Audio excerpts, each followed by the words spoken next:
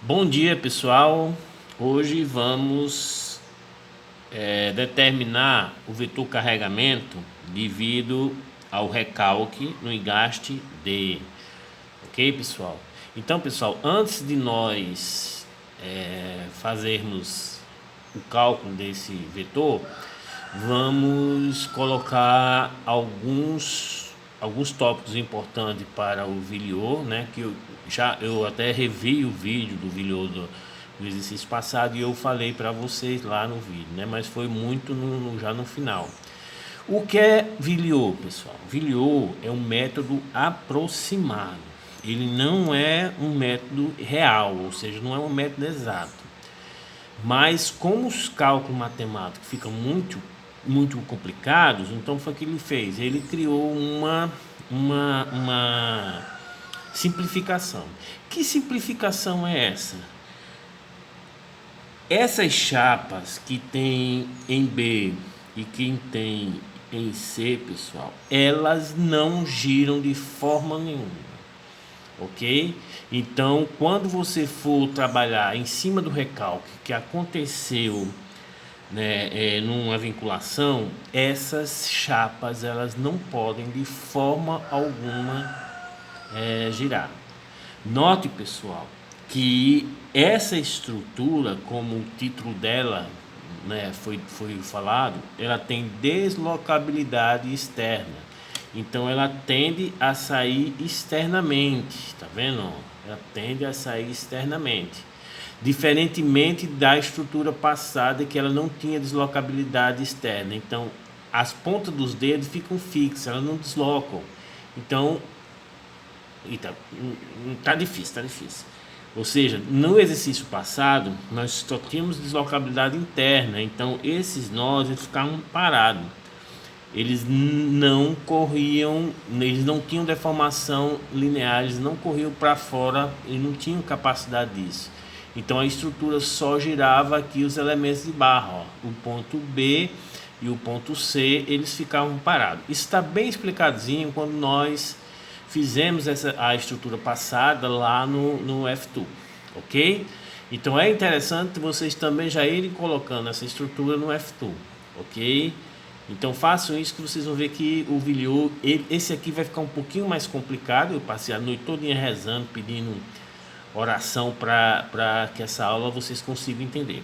Então, pessoal, sempre lembrando que os apoios, os nós internos das estruturas sempre vão estar com chapa. E eles não, essas chapas no Vilior não podem girar, ok? Ah, professor, e o apoio? O apoio, então esses pontos, eles podem deslocar linearmente, ou para a direita, ou para a esquerda, ou subir ou descer, desde que não ocorra tração ou compressão nessas barras, ok? Desde que ela não diminua de tamanho, ou seja, o processo de compressão, desde que ela não aumente de tamanho, ok, pessoal? Então vamos lá. O recalque que a gente está analisando é desse ponto D. O que foi que aconteceu com esse ponto D? Ele desceu, né? Ó, ele desceu, mesma coisa do recalque anterior, de 10 a menos 4 metros, e depois ele veio da esquerda para a direita também de 10 a menos 4 metros, ok? Então perceba, pessoal, que o ponto A ele vai permanecer no mesmo canto, mas a gente não sabe para onde diabo foi o B nem o C. Então vamos analisar da mesma forma que a gente fez na aula passada. No início, né? Então vou fazer um diagrama onde representa os deslocamentos relativos, ou seja, o quanto A desloca em relação a B, o quanto B desloca em relação a A e assim sucessivamente. Ok? Então, quando essa estrutura está lá paradinha que não tem nenhum recalque, o que acontece? Todos os pontos estão numa origem que eu defini, ou seja, o ponto A, tanto o ponto B, como o ponto C, como o ponto D. Ou seja, o Vilior para uma estrutura que não sofreu recalque é esse aqui. Todos os pontos estão coincidindo numa origem. Ou seja, o A, como está coincidindo com B, a relação entre ele é zero, ou seja, eles estão no mesmo ponto, então não tem, tá entendendo? Tem gente que pensa que eu peguei o ponto B, então, não é isso, nós estamos calculando movimento relativo, tá entendendo, pessoal? Ok? Então, pessoal, olha o quanto é importante essas chapas não girarem. Então vamos fazer a primeira etapa do nosso vilhô, ou seja, só a primeira, ou seja, pessoal, esse D aqui, ó, ele vai descer de 0,4, ok? Então somente esse recálculo, vamos analisar ele. Quando o D ele desce, preste atenção, de 10 a menos 4 metros, ou seja, ele sai daqui, ó, vou apagar ele, né? E ele vem para cá. Quando eu faço isso, pessoal, pessoal, pode apagar o B e o C, porque eu não sei para onde diabo ele foi, ok? Mas olhe que com apenas esse recálculo, ou seja, um deslocamento vertical de menos 1 vezes 10 é 4, ou seja, o nó descendo, como fica fácil você compreender. Por exemplo, se o D desceu desse valor, pessoal, obrigatoriamente o C vai ter que descer também. Por quê?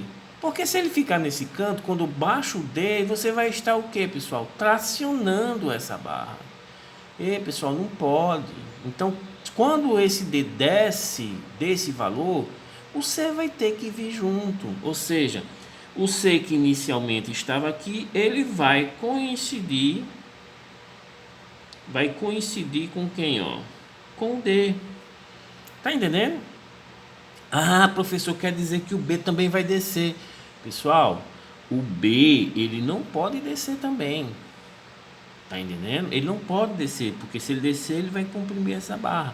Ah, professor, mas o B, pelo que eu estou visualizando, o B ele pode vir ou para a direita ou para a esquerda quando o senhor faz isso. É, mas para ele vir para a esquerda ou para a direita, essa chapa vai ter que girar.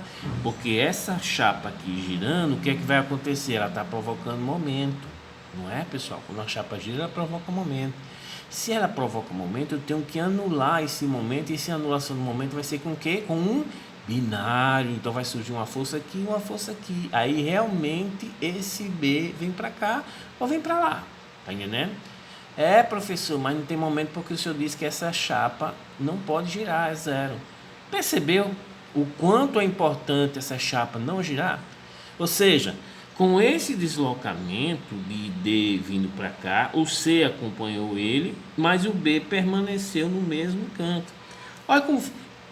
Olha como ficou fácil, né? Mas isso, pessoal, apenas com esse deslocamento. Ok? Como o vídeo já chegou a 8 minutos, vou encerrar ele e retorno para continuar nossa aula, ok? Se gostou, dê um like e se inscreva no canal. Tchau!